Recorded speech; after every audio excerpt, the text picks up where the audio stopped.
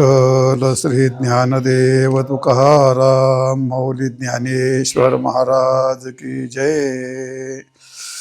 सत्वर उच्चार प्रल्हादी बिंबला उद्धवा लादला कृष्णदाता. आपलं हे 8व्या अभंगातील 5वं चरण आहे आणि मागच्या चरणामध्ये चौथ्या चरणामध्ये काय सांगितलं? चौथ्या चरणामध्ये योग्या साधली जीवन कळा आणि नामामृत गोडी वैष्णवा लादली. योग्या साधली जीवन कळा. तर नामामृताची गोडी कशी लादली? ज्याप्रमाणे योग्यांना जीवन कला नाम समाधीमध्ये निर्विकल्प समाधीमध्ये त्यांना ती जीवन कला त्यांना प्राप्त होते आणि ती किती कष्टाची असते 5व्या अभंगामध्ये त्याचं वर्णन केलं आहे. त्याप्रमाणे वैष्णवांना भगवान नामाचं अमृत प्राप्त होऊन त्यांनाही तीच अवस्था प्राप्त होते असं कालचा विषय होता. म्हणजे थोडक्यात वैष्णवांना नामामृताची गोडी लाभली काय आणि योग्यांना योग्याची जीवनकळा लाभली काय, ह्या दोघांची या ठिकाणी ज्याप्रमाणे म्हणला नामामृत गोडी वैष्णवाला दिली, योग्या साधली जीवनकळा. मग योग्याची जीवनकला आहे तितकाच आनंद वैष्णवांना नामामृताने प्राप्त होतो किंवा नामामृताला प्राप्त झाला तशी योग्यांना, असं ज्ञानेश्वर महाराजांनी तिथं सांगितले. मागच्या चरणामध्ये सांगितलेले तर असो. तर या चरणामध्ये मग नामामृत गोडी वैष्णवा लादली आणि योग्या साधली जीवन कळा. नामामृत गोडी लादली, पण मग वैष्णव कोणत्या वैष्णवाला लादली, कोणत्या वैष्णवाला प्राप्त झाली? तर त्या वैष्णवांचं उदाहरण सांगत असताना त्याचं उदाहरण या चरणामध्ये ज्ञानेश्वर महाराज सांगतात आणि त्याकरता उदाहरण म्हणून त्यांचे अत्यंत प्रिय अत्यंत आवडीचे असे 2 भक्त घेतलेत. कोणते? प्रल्हाद आणि उद्धव असे हे 2 घेतलेत. तर भगवान म्हणतात या ठिकाणी सत्वर उच्चार प्रल्हादी बिंबला, म्हणजे भगवंताचा नामाचा उच्चार किंवा नामामृताची गोडी ही भक्त प्रल्हादाच्या हृदयामध्ये सत्वर म्हणजे लवकरच बिंबली, याचा अर्थ म्हणजे ठसली. प्रल्हादाच्या हृदयामध्ये या नामामृताची गोडी इतक्या सर्व भक्तापेक्षा अत्यंत लवकर ठसली. तर मग आता भक्त काय एक आहेत का? भगवंताचे अनेक भक्त आहेत ना. मग भगवंताचे अनेक भक्त असतानाही प्रल्हादाचं काय विशेष नाम घेतलं? प्रल्हाद असा काय होता? तर याकरता प्रल्हाद अनेक भक्त असले तरी प्रल्हादाची ह्या सर्व भक्तापेक्षा फार वेगळी काय? त्याचं कारण काय? या सर्व भक्तापेक्षा प्रल्हादाची योग्यता फार वरची आहे. कशी आहे ती मी आपल्याला सांगेल. त्याप्रमाणे प्रल्हादाची योग्यता जशी अत्यंत मोठी उंच आहे, त्याप्रमाणे सर्व जे भक्त आहेत त्या भक्ताबद्दल भगवंताचं प्रेम आणि आवड त्याही पेक्षा प्रल्हादाची आवड आणि भगवंताचं प्रेम त्याच्यावरती अधिक आहे. दुसरी गोष्ट, प्रल्हादाची जी निष्कामता आहे ती इतर भक्तापेक्षा काही पटीने मोठी त्या निष्कामता त्याची. आणि प्रल्हादाची जी भक्ती आहे ती भक्ती सुद्धा इतरापेक्षा वेगळी आहे. कशी वेगळी मी तुम्हाला सांगतो. आणि जो अवतार घेतला, बरेच भक्ताकरता अवतार घेतला, पण प्रल्हादाकरता घेतलेला अवतार हा अतिशय विलक्षण आणि वेगळा आहे. आणि म्हणून प्रल्हादाची गोष्ट भगवान म्हणतात, प्रल्हाद हा माझ्या अत्यंत आवडीचा प्रिय भक्त आहे. तर त्याचं भागवताच्या 7व्या स्कंदामध्ये प्रल्हादाचं भरपूर वर्णन केलं आहे, फार मोठं वर्णन केलं आहे त्या ठिकाणी. आता ते भागवत सांगत असताना खूप सांगितलेलं आहे आपण, त्यात आपण सगळं सांगून इथं सगळा भागवत थोडा सांगायचा असतो. तर भगवान सांगतात या ठिकाणी पायपा भक्तीची नि आथिलेपणे, त्या प्रल्हादाच्या भक्तीच्या बळाने त्या भक्तीच्या माध्यमाने काय झालं? दैत्या देवा आणिले उनी, त्यांनी दैत्यांनाही मागं टाकलं आणि देवांनाही मागं, सगळ्यांना उन करून टाकलं त्यांनी. माझ्याने नृसिंहत्व लेणे जयाचे महिमे, माझं नृसिंह रूप हे त्याचा अवतार खांबातून प्रगट होणं फक्त आणि फक्त भक्त प्रल्हादाकरता या ठिकाणी झालो. आणि म्हणून तो प्रल्हाद गा मजसाठी घेता बहुते संकटे किरटी. भक्त प्रल्हादाने माझ्याकरता किती संकट सहन केले हे मलाच माहिती आहे. तो कसा कशा संकटातून पार पडत होता. एवढे संकट कशा करता, तर इतर भक्तांनी जे संकट घेतले ते त्यांच्या प्रपंचाचे, त्यांच्या वैयक्तिक संकट होते आणि त्या संकटाकरता मला त्याने आळवलेलं आहे. पण भक्त प्रल्हाद हा माझ्याकरता संकट स्वीकारित होता. असा दोघातला फरक आहे. हा ते भक्ती करून संकट निवारण करत होते आणि भक्त प्रल्हाद भक्ती करतो म्हणून त्याच्यावर संकट येत होती. आणि म्हणून भक्त प्रल्हाद माझ्याकरता संकट झेलत होता आणि ही इतर मात्र त्यांच्याकरता संकट झेलत होते, मला बोलित होते संकट दूर करण्याकरता. समजलं का दोघातला फरक? असा इतका फरक आहे. आणि म्हणून घेता बहुते संकटे किरटी, का जे मिया द्यावे ते गोष्टी तयाच्या जोडे. म्हणजे त्याच्याकरता मी द्यावं असं नाही, त्याच्याकरताच मी सगळं हे केलं आहे ते. असं भक्त प्रल्हादाचं आणि इतरांचं वैलक्षण आपल्याला सांगता येईल. म्हणजे म्हणून ज्ञानेश्वर महाराजांनी सुद्धा त्याचं वर्णन करत असताना इतर अनेक भक्त आहेत की नाही, अनेक भक्त आहेत. कोणते भक्त आहेत? ध्रुवबाळ आहे, उपमन्यू आहे, गजेंद्र आहे, आजमेळ आहे, वाल्या कुळ्या आहे, बिभीषण आहे, द्रौपदी आहे. हे सगळे भक्त न घेता या भक्ताला प्रल्हादालाच का घेतलं? त्याचं कारण ध्रुवबाळ आहे पण हा सकाम आहे, उपमन्यू आहे पण हा सकाम आहे, गजेंद्र आहे पण हा सकाम आहे, आजामेळ आहे पण हा सकाम आहे, वाल्या कुळ्या आहे त्याला काही निमित्त आहे, बिभीषण तर तो सकामातच जातो आणि द्रौपदी हे सुद्धा संकट निवारण करण्याकरता सकामातच जाते. म्हणजे याचा अर्थ हे सगळे भक्त असले तरी हे सकाम आहेत. मग कोणी कोणाची अडचण काय निवृत्त करण्याकरता ध्रुवबाळ भीक मागायलाच गेला होता. प्रल्हाद भीक मागायला गेला होता का? तो कर्माचा एक अभंग घेत असा तो. म्हणजे ध्रुवबाळासारखं माझ्यावर काही संकट नाही आलं तसं मला काय हे मला देऊ नको, मला प्रल्हादासारखं कर म्हणे. म्हणजे असं आहे. ध्रुवबाळ या ठिकाणी उच्च पदस्थ काय त्याला म्हणतो आढळ पद मागण्याकरता गेला होता, त्याच्याकरता त्यांनी भक्ती केली होती.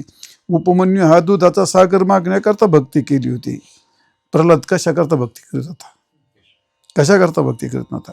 गजेंद्र मरणाचा प्रसंग आला आणि म्हणून संकट सोडण्याकरता भक्ती केली, भगवंताला आवडलं, भगवान आला, हरीचा अवतार घेतला, तो हे झालं सगळं. आजामेळ यम पाहिला आणि मरायची भीती वाटेल, मग यमाला पाहून घाबरला, मग मुलाला हाक मारली, नारायण नारायण म्हणायला लागला. आधी काय ते भक्त आहे का? आणि हे केव्हा फार सगळं चौथा झाल्याच नंतरची गोष्ट आहे. पण प्रल्हादाची तशी गोष्ट नाही. वाल्या कोळी सुद्धा पश्चातापातून भक्त झालेला आहे, तो काही जन्मताच भक्त झालेला नाही. आणि बिभीषण ही गोष्ट, बिभीषण सुद्धा कशाकरता भक्त झालेला आहे? तो बिभीषणाची गोष्ट सुद्धा प्रयोजन त्याच्या पुढे नव्हतं प्रथम, पण त्याला भीतीने झाला ना, ते नाविलाजाने झाला आहे तो भक्त. हा बिभीषण काय नाविलाजाने भक्त झालेला आहे, तो काय भक्त नाही, तो नाविलाजाने भक्त झाला आहे. आणि वाल्या कोळी हा पश्चातापाने भक्त झाला आहे. आणि द्रौपदी संकटाने ग्रासली आणि म्हणून भक्त झाली. प्रल्हादाचं तसं आहे का? प्रल्हादाला कोणतं संकट आहे का? नाही. प्रल्हादाला कोणता पश्चाताप आहे का? नाही. प्रल्हाद कोणाला भेरेला आहे का? नाही. प्रल्हादाला काही दुधासागरासारखं मागायचं का? नाही. प्रल्हादाच्या बाबतीमध्ये यांची कोणाचीच तुलना होऊ शकत नाही. आणि म्हणून प्रल्हाद सत्वर उच्चार प्रल्हादी बिंबला असं ज्ञानेश्वर महाराजांनी जे उदाहरण दिलं, ते का उदाहरण दिलं? ज्ञानेश्वर महाराज म्हणतात नाम प्रल्हाद उच्चारी आणि तया सोडवी न राही, उचलून घेतला कडेवरी आणि भक्त सुखे निवाला. लहान प्रल्हाद पण बालकच आहे, ध्रुवबाळ पण बालकच आहे, उपमन्यू पण बालकच आहे आणि अजून कितीतरी भक्त बालकातले आहेत. पण कोणाला उचलून घेतला असं नाही, उचलून घेतला कडेवरी. आणि का बरं? आणि भक्ती सुखे निवाला. त्याचं कारण ना पुढे वर्णन केले, पण पुढचं जाऊ द्या. नाम बरव्या बरवंट, नाम पवित्र आणि चोखट, नाम स्मरे निळकंठ निज सुखे निवाला. ते नामाचं महत्त्व सांगितलं, ते सोडा. पण पुढचं असं म्हटलं या ठिकाणी, जे ध्रुवासी आठवे तेच पुण्य घोकेले आणि तेच गजेंद्राला आधले, हिथं झाले तयाचे. यादी दिली का नाही इथं? नामस्मरण सगळ्यांनी तेच केलं आहे. ते ध्रुवबाळायन नामस्मरणे आजमिळ महापातके चांडाळ नामे झाला सोजला आपणसहित निवाला वाट पाडा कोळीकू. हे सगळे भक्त जरी असले तर त्यांचे काय काय निमित्त आहेत. माऊली म्हणतात ऐसे अनंत अपार नामे तरले चराचर. हे काही गणित भरपूर भक्त तरलेत, तरी माझ्या भक्त प्रल्हादाची गोष्ट थोडीशी वेगळी आहे असं ज्ञानेश्वर महाराजांनी कबूल केलं आहे. आणि भगवान स्वतःच त्याचं कबूल करतात ना. आणि म्हणून प्रल्हादाची गोष्ट दैत्यकुळात जन्म झाला. पहिली गोष्ट दैत्यकुळात जन्म होऊन भक्ती करणं इतकं सोपं नव्हतं अशी गोष्ट आहे. दुसरी गोष्ट सर्व भक्त हे जन्म घेऊन भक्त झालेले असतात. प्रल्हाद हा भक्त होऊन जन्माला आला आहे. हो, प्रल्हाद हा भक्त होऊन जन्माला आहे. आणि बरेच भक्त झाल्यानंतर त्यांना प्रयत्न करून भक्ती करून नामस्मरण करून त्यांना भगवंताचं प्रेम प्राप्त झालं किंवा मिळालं. प्रल्हाद तसा नाही. प्रल्हाद भगवंताचं प्रेम घेऊनच जन्माला आला होता. तो भक्त होऊनच जन्माला आला होता. आणि दुसरी सगळ्यात महत्त्वाची गोष्ट बाल्य अवस्थेत, तारुण्य अवस्थेत आणि अंत्य अवस्थेपर्यंत भक्तीचा कुठेही चढ ना उतार ना न्यूनता ना अधिकता, संपूर्ण तंग बरवा अंगी राहे भाव आणि तंग तोची जाना देव. जसं एखाद्या अंगात शर्ट तंग असतो ना, तसा प्रल्हादाचा भाव असा परिपूर्ण असा तंग भरलेला होता बाल्यपणात, तारुण्यात आणि शेवटी जोपर्यंत त्याचा उद्धार होत नाही तोपर्यंत. म्हणजे असे म्हणून प्रल्हाद हा सर्व भक्तापेक्षा वेगळा. म्हणून सत्वर उच्चारी प्रल्हाद त्याच्या हृदयामध्ये माझ्या नामस्मरणाचा शिक्का बिंबला म्हणजे वटला. आणि का वटला तो, तर त्याचा अधिकारच फार मोठा होता. ज्ञानेश्वर महाराज म्हणतात तरी बरेच भक्त झालेत, काही निमित्ताने झालेत ना भक्त. प्रल्हाद निमित्ताने नव्हता तो. आज आम्ही त्याला काहीतरी निमित्त तुम्हाला सांगितलं ते. आता काही प्रसंगाने भक्त झालेत, काहीतरी त्यांच्यावर प्रसंग आला. चतुर्विधा भजन्ते माम, चतुर्विधा भजन्ते माम ये जना पर्युपासते वाहाम्यम. मग त्या ठिकाणी काय केलं, आर्तार्थी काय त्या म्हणतात, अर्थार्थी जिज्ञासू आणि मुक्त असे 4 भक्त आहेत. मग याच्यात काही निमित्त, काही अर्थ, काही अर्थार्थी, काही साधक, हे सगळे काही निमित्त असतात प्रसंग. मग काय प्रसंग, गजेंद्र काय ते प्रसंगाने भक्त झालाय तो. दुसरी गोष्ट आता तो बिभीषण, ते नाविलाजाने भक्त झालाय. त्याला विलाजच नव्हता दुसरं काय भक्त झाल्याशिवाय. हा नाही, त्याच्या भावाच्या हात खाली मरायला लागला होता तो. पण बिभीषण हा नाविलाजाने भक्त झालाय. आणि काही लाभाच्या लोभाने भक्त झालेले असतात. पण तसं नाही. म्हणजे नामात सहज प्रवृत्ती होणं इतकं सोपं नसतं. आपण खूप नेहमी वेळा सांगत असतो, बरीच माणसं म्हातारपणामध्ये काही शिल्लक राहत नाही, काही विलाज नसतो आणि म्हणून ते हरिहरी करीत असतात. काहीतरी हरिहरी का म्हणजे जन्मजात जन्म घेऊन भक्ती करणं, भगवंताची भक्ती करणं ही थोडीशी दुर्मिळच गोष्ट असते ना, आहे का नाही. जन्म झाला अर्ध्यात गेला, मग काय आता काही खायला नाही म्हणून, काही त्याच्यावर प्रसंगाला म्हणून, काहीतरी निमित्ताने जन्म झालं. तारुण्यातही सर्व अनुकूल असताना कोणी भजन भक्ती करेल ही गोष्ट थोडीशी दुर्मिळच राहते. आणि म्हणून सहजरित्या आणि भगवंताकरता भक्ती करता जन्म घेणे थोडी दुर्मिळ गोष्ट असते. पण प्रल्हादाची गोष्ट तशी नव्हती. तर प्रल्हादाचं वर्णन करत असताना 7व्या स्कंदामध्ये 31व्या अध्यायामध्ये तिचं खूप वर्णन केलं, फार गोड वर्णन केले. कारण प्रल्हादाचं चरित्र खूप गोड, मी खूप रंगून सांगायचं प्रल्हादाचं चरित्र. तर असं ते प्रल्हादाचं चरित्र, प्रल्हादातले जे गुण सांगत असताना एका श्लोकात असं म्हटलेलं आहे, ब्रह्मण्यशील संपन्न सत्यसंधो जितेंद्रिय आत्मोत्सर्वभूतानामेकः प्रियसुहृदोत्तम. प्रल्हादाच्या ठिकाणचे गुण वर्णन करत असताना ब्रह्मण्य म्हणजे विद्वान, ऋषी, मुनी, साधू, संत आणि जे ज्येष्ठ आहेत, दैत्य होते ज्येष्ठ तरी सुद्धा त्यांच्या ठिकाणी अत्यंत नम्र भाव, अत्यंत नम्र भाव. परमार्थामध्ये नम्रतेला खूप मोठं, नम्र झाला होता त्याने कोंडिली आणता. नम्रतेला खूप मोठं महत्त्व असतं. तर प्रल्हादाच्या ठिकाणी तिचं वयच नव्हतं, त्याला काही कळत नव्हतं नम्रता कशाला काय, पण उपजताच हे प्रल्हादाचे गुण सगळे उपजताच होते. त्याची नम्रता ही त्याच्या उपजताच आली होती. शील संपन्न, शील संपन्न परमार्थ करत असताना सर्व इंद्रियाचं संयमन करून शील संपन्न राहणं ही गोष्ट प्रयत्नाने होणं वेगळं, एखाद्याकडे पाहून आचरण करून शेवटी म्हातारपणापर्यंत मग कसं तरी जमलं तर प्रयत्न करून त्याला प्राप्त होणं वेगळं. पण येताना जन्मजातच शील संपन्न होऊनच जन्माला येणं. जसा काही एखादा गुणवान होऊनच जन्माला येतो, काही भक्त होऊनच जन्माला येतो, काही विद्वान येता येताच विद्या घेऊनच जन्माला येतो.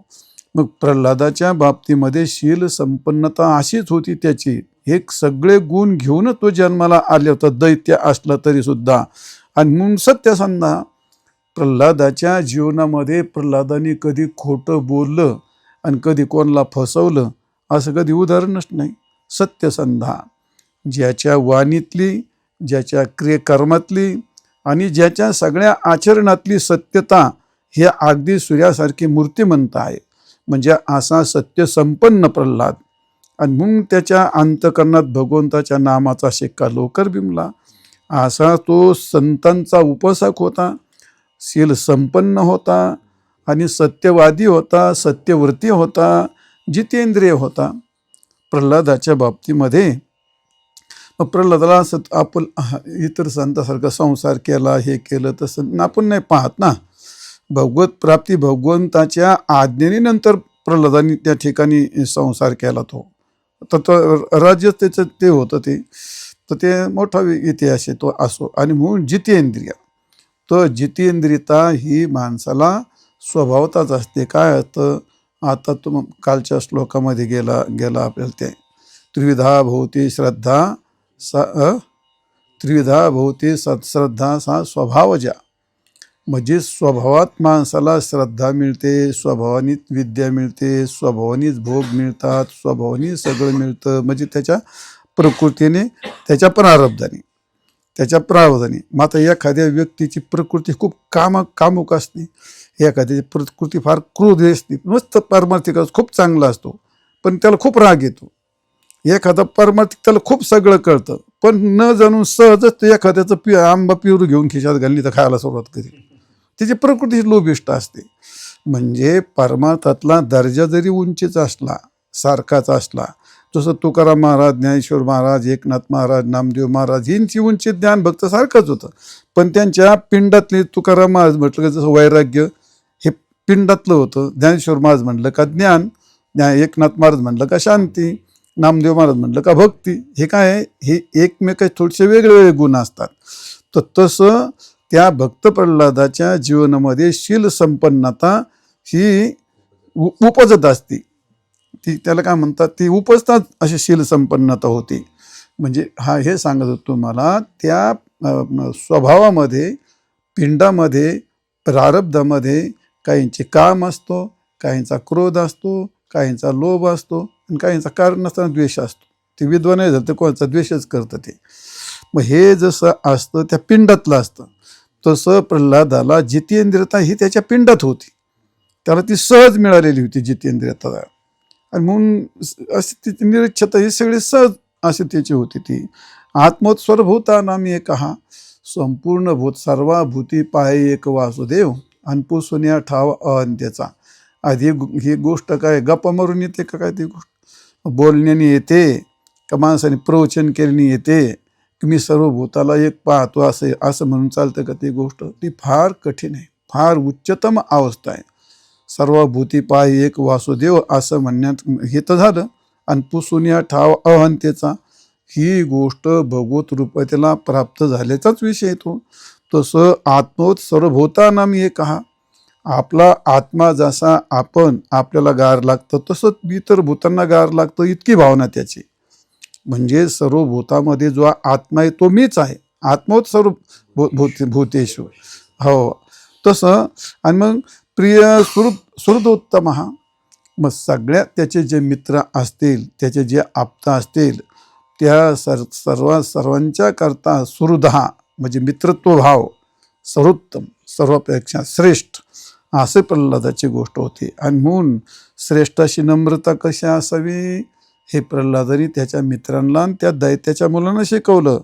पित्याप्रमाणे दीनदयावरती दया कशी करावी हे त्याच्या पिंडात असल्यामुळे त्या दैत्याच्या पोराला त्यांनी शिकवलं. ते मित्रावरती बंधुप्रेम कसं असावं, गुरुच्या ठिकाणी ईश्वर बुद्धी कशी, हे प्रल्हादाच्या ठिकाणी उपस्थाच होते. भागवतात आलेला हा विषय तो. तर गुरुच्या ठिकाणी ईश्वर बुद्धी, विषयाविषयी अत्यंत निरीच्छता अशी, इंद्रिय मन प्राण हे पहिल्यापासून आता सांगितलं जितेंद्रिय म्हणजे स्वाधीन असणं, आसुर असूनही आसुर गुण येत किंचितही त्याच्यामध्ये नव्हता असं त्या प्रल्हादाच्या ठिकाणी. आणि म्हणून आणि सगळ्यात महत्त्वाची गोष्ट कोणती होती, तो वासुदेवे भगवती यश नैसर्गिको रती, म्हणजे स्वभावतात भगवत प्रेम, नैसर्गिको रती म्हणजे त्याच्या ठिकाणी भगवंताच प्रेम निसर्गताच होतं. आणि म्हणून इतरांपेक्षा प्रल्हादाचं वैलक्षण्य फार वेगळं आहे, फार मोठा आहे. म्हणून माऊली म्हणतात या ठिकाणी प्रल्हाद हा सत्वर उच्चारला प्रल्हाद बिंबला आणि उद्धवा लाधला कृष्णदाता. तो सत्वर उच्चार प्रल्हाद बिंबला, तर त्याचं कारण काय, तर प्रल्हादाची गोष्ट दुसरी अशी एक सांगितली जाते. प्रल्हादाला त्याच्या वडिलांनी षंडामर्क नावाच्या त्यांच्या गुरुकडे शिकायला ठेवलं होतं. आणि शिकायला ठेवल्यानंतर तो त्याला आसुर धर्म शिकवत होता. आसुर धर्म शिकवायचा, पण तो शाळेत तिथं वर्गात बसला का ते शिकायचा आणि बाहेर आला का त्या सगळ्या पोराला नारायण नारायण म्हणायला आणि ते नाचायचा. इतका रंगून जायचं. ते पोरं म्हणले ते काय लहान पोरं असतात, ते लागले नाचायला, सगळे नारायण नारायण म्हणायचे. नारायण नारायण म्हणायचे. त्याचा प्रभावच एवढा होता, तिने असं कोणाला स्पर्श केला का त्याच्यात संचार व्हायचा का नारायण म्हणायचा. ते पोरं एकमेकाला हात लावला का सगळा विजेकरण लागल्यासारखं तसं झालं. आणि ते षंडामर काय आला एक दिवस, तिने त्याला राग आला, ते पोराला हाणायला लागला, त्याला स्पर्श झाला, तो नारायण नारायण म्हणायला लागला आणि सगळेच नाचायला लागली. आणि मग ही बातमी हिरण्यकशिपूपर्यंत गेली. आणि गेल्यानंतर तो फार चिडला, कारण तो या ठिकाणी फार मोठा तपस्वी होता. तो हिरण्यक्ष काय सामान्य नव्हता.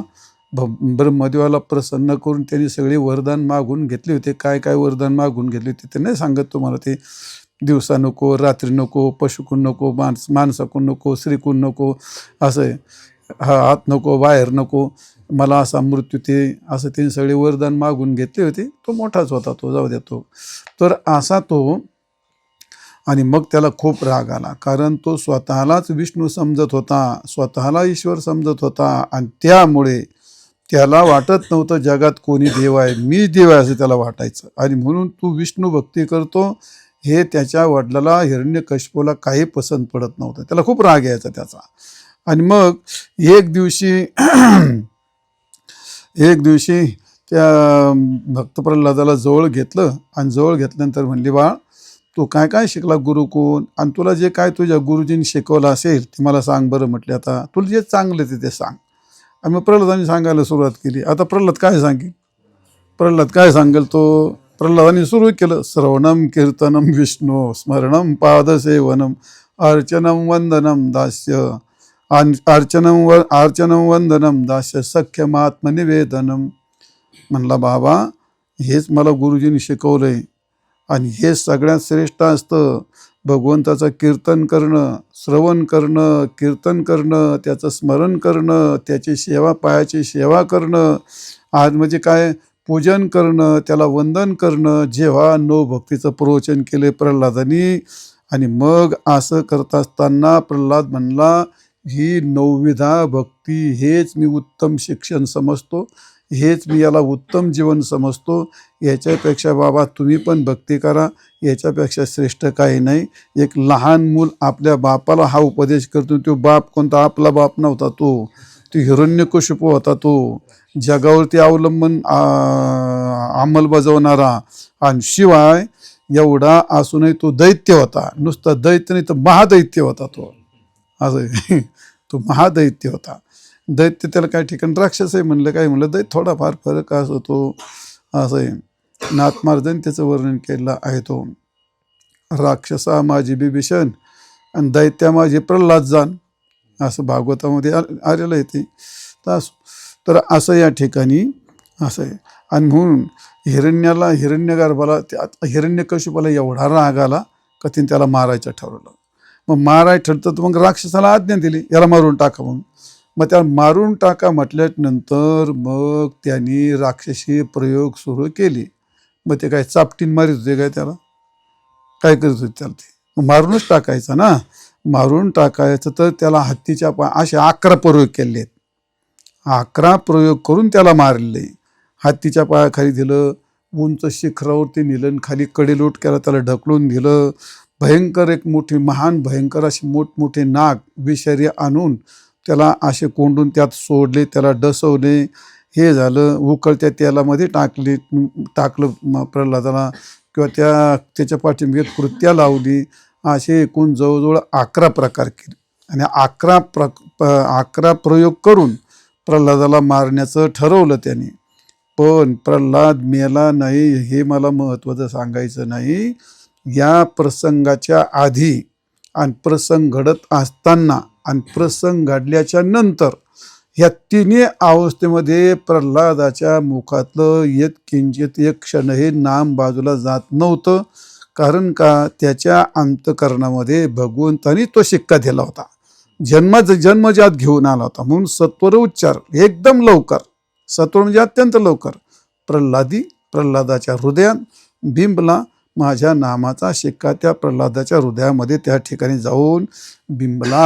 आणि म्हणून इतरांचं उदाहरण घेण्यापेक्षा म्हणजे एवढं जरी केलं तरी शेवटी आणि मग तो हिरण्यकशिपूवर वैतागला आणि त्याला म्हणला नेमकं तुझा देव राहतो तरी कुठं. आणि मग त्याने सांगितलं त्या पुण्य मी कथा ऐकतो, हा या खांबात आहे का आहे. मग त्याने खांबावर लात मारली दुर्जनी. मग तो त्यातून प्रगट झाला. मग त्याला कसं मारलं वगैरे ते पुढचा काही कथाभाग सांगायची आवश्यकता नाही, पाठ आहे सगळ्यांना कथा. ती मुद्दा सांगायचा आहे की प्रल्हादाचं उदाहरण घेण्याचं कारण, प्रल्हाद हा सर्व भक्तापेक्षा तो सर्वश्रेष्ठ, भगवंताचा अत्यंत प्रिय, त्याची योग्यता अत्यंत मोठी. जन्मजात त्याच्या हृदयामध्ये भगवन नामाचा शिक्का बिंबलेला होता. म्हणून माऊली म्हणतात सत्वर उच्चार प्रल्हादी बिंबला. आणि दुसरं उदाहरण कोणतं येते, उद्धवा लाधला कृष्णदाता. त्याचप्रमाणे दुसरा अत्यंत प्रिय आणि आवडता भक्त हा कोण आहे, उद्धव आहे. तो उद्धव सुद्धा जन्मजात भक्त, अत्यंत भगवंतावरती प्रेम होतं उद्धवाचं. भगवंताची पण मोठी कथा आहे त्यात. म्हणून उद्धवाचा अधिकार फार मोठा होता. त्याचं सुद्धा तो नाविलाजाने निमित्ताने असा भक्त झालेला नाही. तो प्रसंगाने संकटाने सकाम असा भक्त नाही. तो जन्मजात बालपणापासून, एकदा उद्धव असा 5 वर्षाचा होता, बाल होता तो. आणि तो उद्धव खेळत होता. आणि खेळता खेळता आई जेवायची वेळ झाली, खूप उशीर झाला. आई खूप हाक मारते, उद्धवा जेवायला चल. तर तो यायलाच. आणि मग आई जर गेली तिथं तर तो इतका रंगून गेला होता त्या खेळामध्ये. आणि काय खेळत होतो, भगवान गोपाल कृष्णाची पूजा मांडली होती त्याने न कळत.